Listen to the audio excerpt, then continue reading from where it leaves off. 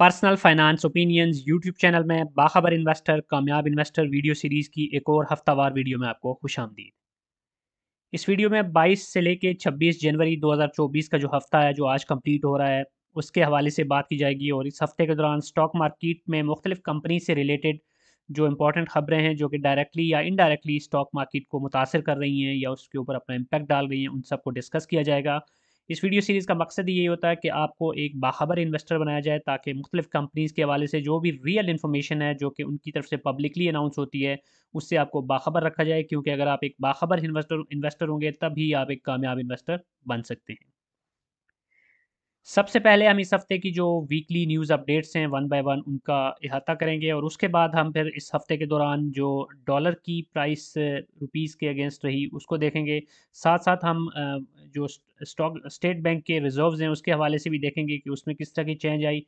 और last but not least हम stock market में जो इस हफ्ते के मुख्तलिफ ट्रेडिंग सेशंस हैं उनके हवाले से भी बात करेंगे और ऑयल की प्राइसेस जो इंटरनेशनल मार्केट हैं उनको भी डिस्कस किया जाएगा। आज की जो पहली पॉजिटिव खबर है वो शुगर कंपनी चश्मा शुगर मिल्स लिमिटेड के हवाले से है। इस कंपनी ने यह आज ऐलान किया है कि उसकी एक होली ऑन सब्सिडरी है ultimate whole foods private limited. तो इस सब्सिडरी ने आज बाकायदा तौर पे कमर्शियल ऑपरेशंस का आगाज़ कर दिया है। और अगर इस कंपनी की बात की जाए तो ये company state of the art technology पर मुश्तमिल एक फ्लोर मिल रखती है और उसकी जो डेली की कैपेसिटी है वो 285 टन है। तो ये एक मुस्बत खबर है इस कंपनी के लिए कि अब शुगर सेक्टर की एक कंपनी है और साथ-साथ अब फ्लोर मिल भी इसकी एक ऑपरेशनल हो गई है। तो ऑब्वियसली इसका एक पॉजिटिव इम्पैक्ट आएगा कंसोलिडेटेड रिजल्ट्स के ऊपर इस कंपनी के।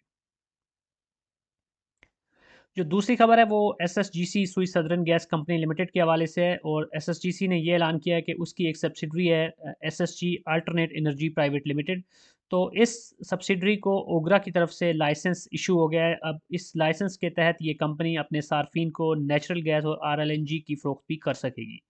तो ये एक और पॉजिटिव ख़बर है और सुई सदर्न गैस कंपनी लिमिटेड जो कि गैस पाइपलाइन उसका एक नेटवर्क है जिससे गैस प्रोवाइड कर रही है, सुई गैस जिसको बोलते हैं।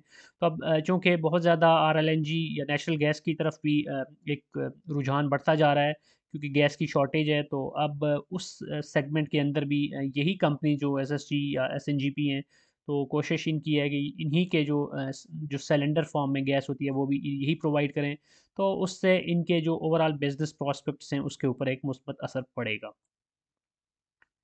इसके बाद जो अगली खबर है वो नेशनल फूड्स के हवाले से है और ये कंपनी इंटरनेशनल मार्केट के अंदर अपने फुटप्रिंट्स को बढ़ाने के लिए मुख्तलिफ़ किस्म के स्टेप्स उठाती रहती है। और इस सिलसिले में इनकी ऑलरेडी एक सब्सिडरी थी नेशनल फूड्स की दुबई में। तो अब उन्होंने एक और सब्सिडरी शारजा में काम करने का ऐलान किया है उसके अंडर। तो शारजा और दुबई दो सेपरेट स्टेट्स हैं यूएई की, तो इट मीन्स कि यूएई की जो मार्केट है उसमें इन्होंने सेपरेटली एक सब्सिडरी बना के पेनिट्रेट करने का फ़ैसला किया है ताकि यूएई की और दुबई की और शारजा के स्टेट्स में सेपरेट एंटिटीज़ के ज़रिए अपना बिज़नेस कर सकें। ओवरऑल देखा जाए तो वो लोग जो कि मिडल ईस्ट में रहते हैं या रह के आए हैं उन्होंने देखा होगा कि वहाँ पर पाकिस्तानी जो मसाला जाते हैं उनकी काफ़ी मांग है। यूएई की अगर बात की जाए या सऊदी अरेबिया की तो वहाँ पर तो ऑलरेडी पाकिस्तानी कम्युनिटी भी बहुत ज़्यादा है, तो उनकी भी जो पॉपुलर चॉइस होती है वो लोकल जो पाकिस्तानी मसाला जाते हैं वही होते हैं। तो उसमें नेशनल फूड का एक बड़ा रोल है। अब इसके बाद जो अगली खबर है वो पावर सेक्टर की एक बड़ी कंपनी हबको के हवाले से। हबको ने ये ऐलान किया है कि कराची इलेक्ट्रिक यानी के इलेक्ट्रिक को जो बिजली ये फ्राहम कर रहे हैं उसके हवाले से जो सस्ती बिजली है वो फ्राहम करने के लिए इनके और केई के बीच में एक मेमोरेंडम ऑफ अंडरस्टैंडिंग पे साइन हुए हैं। और हबको इस सिलसिले में अपना जो फर्नेस ऑयल का प्लांट है उसको थर कोल के ऊपर तब्दील करने जा रही है।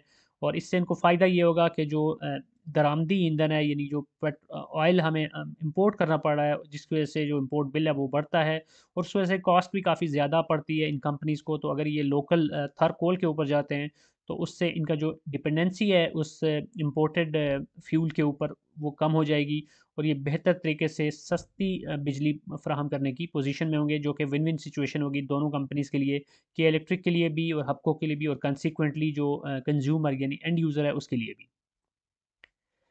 अब इसके बाद एक खबर जिसको मैं नेगेटिव खबरों में कंसिडर करूँगा वो तारक ग्लास लिमिटेड के हवाले से है, जिसने अनाउंस किया कि टीजीएल और लकी कोर इंडस्ट्रीज़ एलसीआई के बीच में एक पार्टनरशिप के साथ जो एक फ्लोटिंग ग्लास प्रोडक्शन का प्रोजेक्ट चल रहा है, जिसमें 2 फ़ेज़ेज़ थे। पहले फ़ेज़ में 500 मैट्रिक टन की पैदावारी सलाहियत का टारगेट था और दूसरे फ़ेज़ में भी ये टारगेट है। तो उन्होंने लिखा है कि इसका जो पहला फ़ेज़ है उसमें इनको इकोनॉमिक जो प्रॉब्लम्स हैं उसकी वजह से डिले आ रहा है।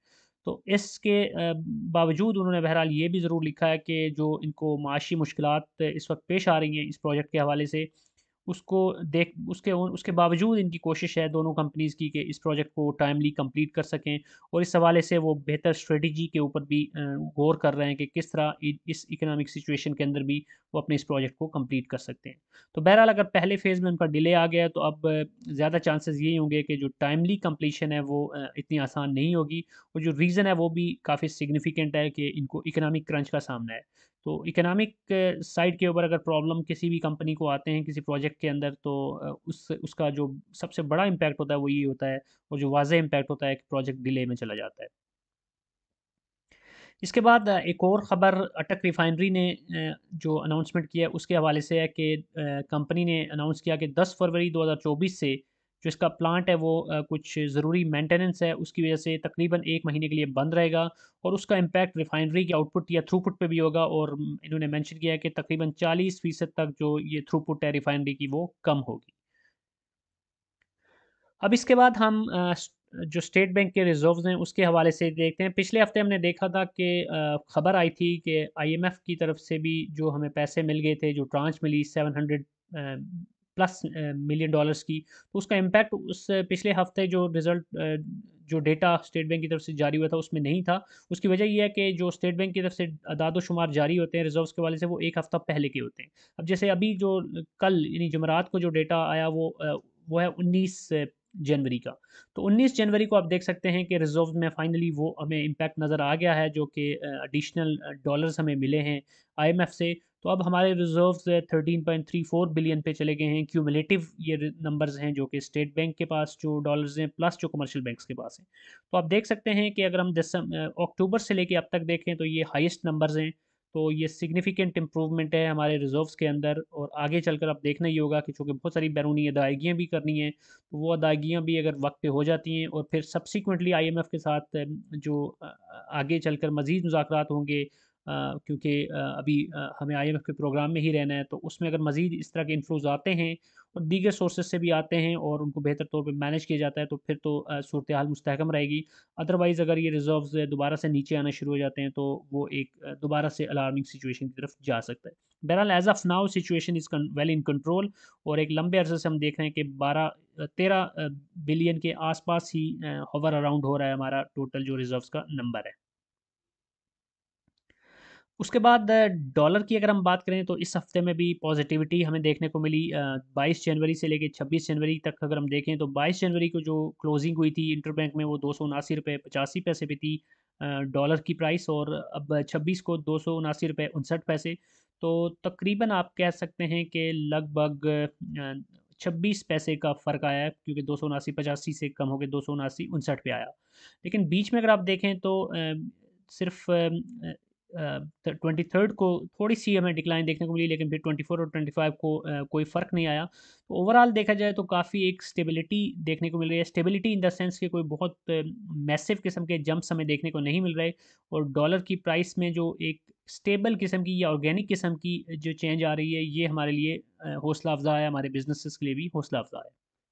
अब इसके बाद अगर हम इंटरनेशनल मार्केट में ब्रेंट क्रूड की प्राइस को देखें तो यहाँ पर थोड़ा-सा हमें एक अलार्मिंग सिचुएशन नज़र आना शुरू हो गई है। मैं बार-बार इस वीडियो सीरीज़ में यही कहता था कि 80 से जितना जब तक नीचे है डॉलर की सॉरी पर बैरल प्राइस ऑयल की, हमारी इकॉनमी के लिए एक ऐसी इकॉनमी जो कि इम्पोर्ट ओरिएंटेड इकॉनमी है उसके लिए वो उतना ही अच्छा है। लेकिन पिछले कुछ दिनों से हम देख रहे हैं कि अब ऑयल की प्राइसेज़ ऊपर जाना शुरू हो गई हैं, और एज़ ऑफ़ नाउ आप देख सकते हैं कि ये जो ग्राफ है वो तकरीबन यहाँ पर आप कह सकते हैं कि 17 से लेके अब तक मुसलसल हमें अपवर्ड ट्रेंड देखने को मिल रहा है, और आज की अगर बात करें तो इस वक्त ये 82 रुपये 82.559 डॉलर पे है पर बैरल। तो ये अगर ऑयल की प्राइसेस मज़ीद ऊपर जाना शुरू हो जाती हैं, तो उससे मुमकिना तौर पे फिर हमारे लिए जो मुश्किलात हैं वो बढ़ जाएंगी।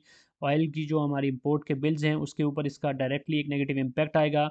और जैसे कि अभी लेटेस्ट भी पाकिस्तान में जो पेट्रोल की प्राइसेस उसमें कमी लाई गई, और उससे पहले भी कुछ अरसे से ट्रेंड हम देख रहे हैं ऑयल की प्राइसेस में कमी का, तो वो अब वापस फिर रिवर्स भी हो सकता है अगर इंटरनेशनल मार्केट में ऑयल की प्राइसेस इस तरह ऊपर जाती हैं।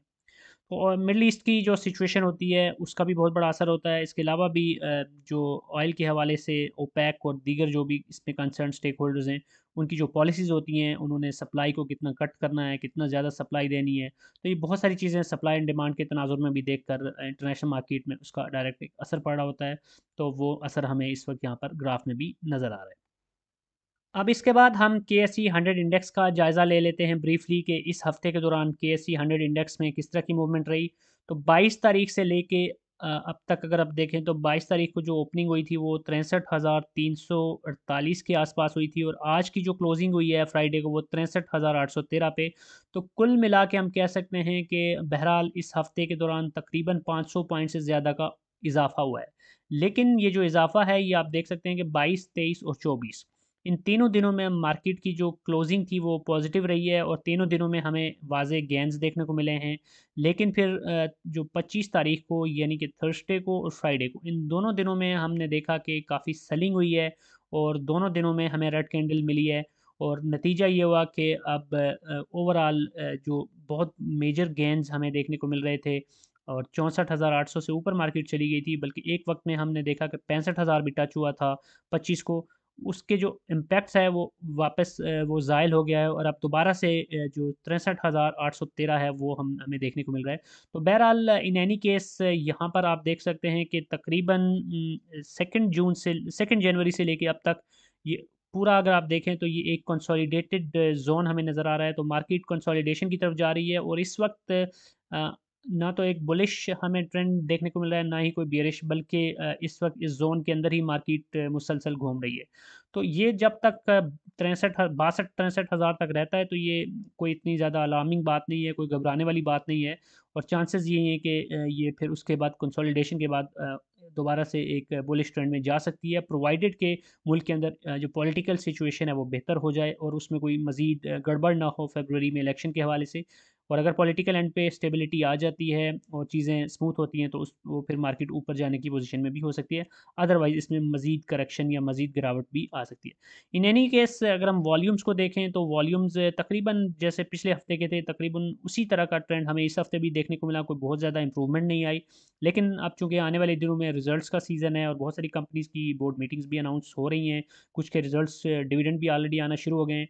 तो इस वजह से भी आप कुछ हसल एंड बसल देखेंगे, क्योंकि डिविडेंड के टाइम पे जो ट्रेडर हजरात होते हैं वो बहुत ज़्यादा फिर उसके अंदर ट्रेडिंग कर रहे होते हैं, सेलिंग और बाइंग काफ़ी ज़्यादा हो रही होती है।